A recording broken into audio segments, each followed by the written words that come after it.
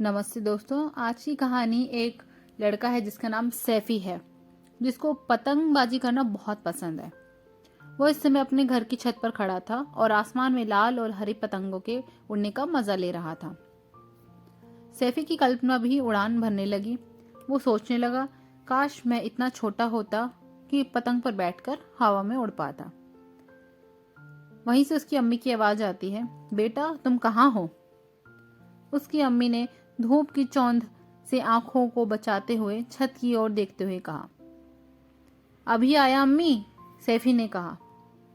काफी दुखी होते हुए उसने अपनी उड़ती पतंग को जमीन पर उतारा और फिर दौड़ता हुआ नीचे गया। सैफी अपनी माँ की इकलौती औलाद थी।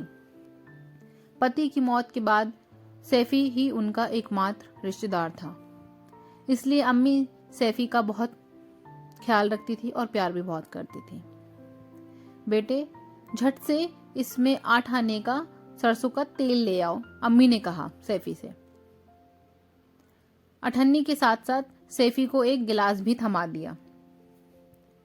तेल जरा सावधानी से लाना और जल्दी से वापसी आना। रास्ते में सपने नहीं देखने लग जाना। क्या तुम मेरी बात को सुन रहे हो? अम्मी ने कहा सैफी से। हाँ अम्मी, आप बिल्कुल फिक्र ना करें। जब आप फिक्र करती हैं तब आप कम सुंदर लगती हैं। कम सुंदर? सैफी की माँ ने हताश होते हुए कहा। मेरे पास सुंदर लगने के लिए पैसे और वक्त नहीं है। अच्छा, अब चापलूसी बंद करो, फटाफट बाजार से तेल लेकर आओ।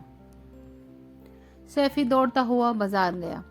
वैसे वो आराम से बाजार जाता, परंतु उसकी अम्मी ने उसे झटपट जाने को कहा, इसलिए वो दौड़ रहा था। लाला जी, अम्मी को 8 आने का सरसों का तेल चाहिए, उसने दुकानदार लाला तेलीराम से कहा।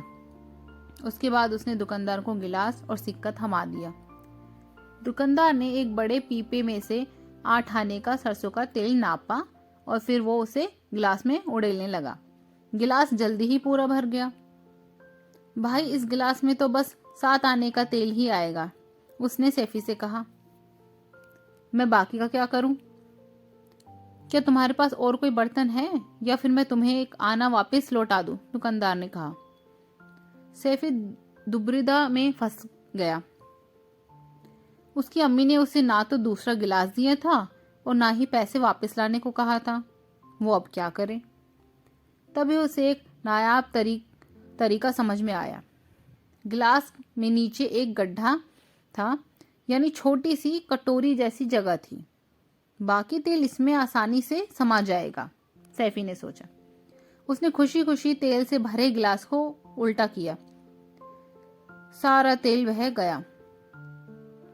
फिर सैफी ने गिलास के पेंदे में बनी छोटी कटोरी की ओर इशारा किया। बाकी तेल यहाँ डाल दो लाला जी, उसने कहा। लाला तेलीराम को सैफी को बेवकूफी पर यकीन नहीं हुआ।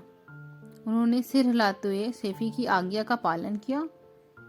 सैफी ने गिलास का सावधानी से उठाया और फिर वो घर की ओर चल पड़ा। इस घटना पर लोगों ने टिप्पणियां की, पर सैफी पर उनका कोई असर नहीं पड़ा। जब वो घर पहुंचा तब उसकी माँ कपड़े धो रही थी। अम्मी ने पूछा, बाकी तेल कहाँ है? गिलास के पेंदे की छोटी कटोरी में रखे तेल को देखकर पूछा। यहाँ है अम्मी। सैफी ने गिलास को सीधा करने की कोशिश की और ऐसा करने के दौरान बचा कुचा तेल भी बह गया। बाकी तेल यहाँ था अम्मी जान, मैं सच कह रहा हूँ, सैफी ने कहा। मैंने लाला जी को तेल इसमें डालते हुए देखा था, वो कहाँ चला गया?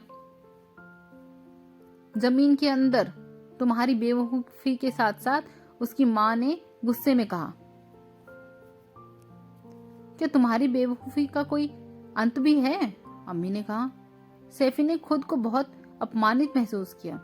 मैंने बिल्कुल वही किया जो आपने मुझसे करने को कहा था अम्मी। आपने मुझे इस गिलास में 8 आने का तेल लाने को कहा था और वही मैंने किया।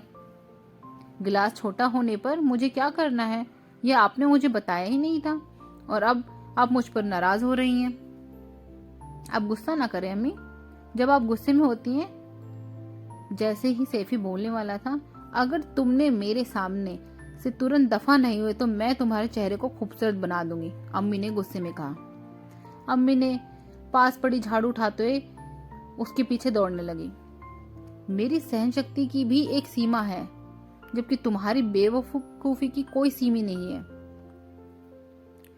सैफी अपनी पतंग लेकर लपक कर छत पर गया। माँ दुखी होकर दोबारा कपड़े धोने लग गई।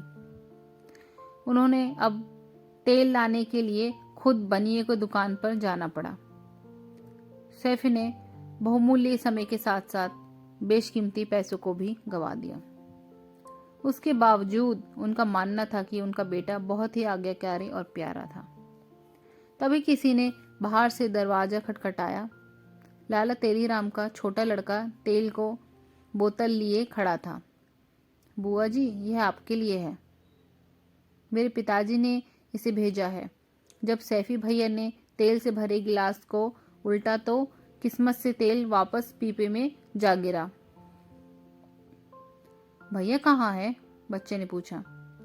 उन्होंने मुझे पतंग उड़ाना सिखाने का वादा किया था, अम्मी ने कहा। वो ऊपर है। बेटा तुम छत पर चले जाओ, सैफी की माँ ने तेल लेते हुए और उस छोटे लड़के के गाल को थपथपाते हुए कहा। फिर जो मुस्कुराती हुई दोबारा अपने काम में जुट गई। अल्लाह उस गरीब विधवा को भूला नहीं था। तो दोस्तों, ये कहानी थी सैफी की, जो बहुत ही बेवकूफ़ी भरे काम करता है। ठीक है, जैसे कि उसने तेल का नुकसान किया। तो बस यही थी कहानी आज की, कि जैसे सैफी अपना समझदारी दिखाना चाह रहा था, लेकिन ऐसा हुआ नहीं, उल्टा वो और नुकसान हो गया।